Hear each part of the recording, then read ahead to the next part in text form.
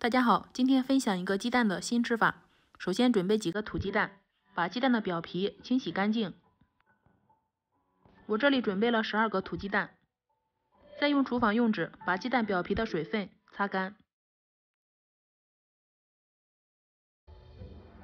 再准备一些粗盐，也就是颗粒感比较粗的盐，像这样非常大的盐块。这里要准备一大盆。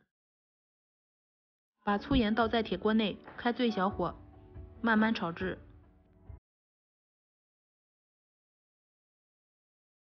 炒到用手摸起来微微发烫的时候就可以了。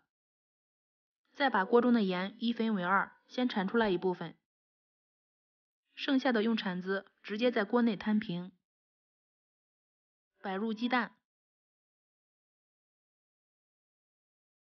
把另一半盐盖在鸡蛋上面，尽量使每一个鸡蛋都盖得严实一些。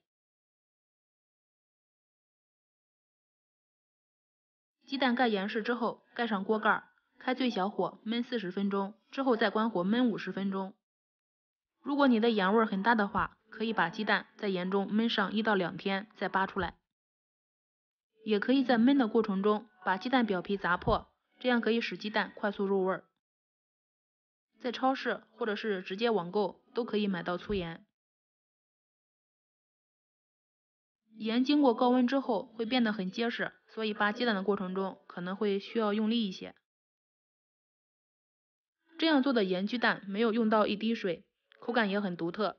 与水煮蛋相比，尤其是它的蛋白部分变得更加结实有嚼头，而且做法简单，喜欢的话可以先收藏起来。用不完的粗盐不要扔，下次可以用来做盐焗鸡、盐焗虾、盐焗鸡翅，都非常好吃。谢谢您的观看。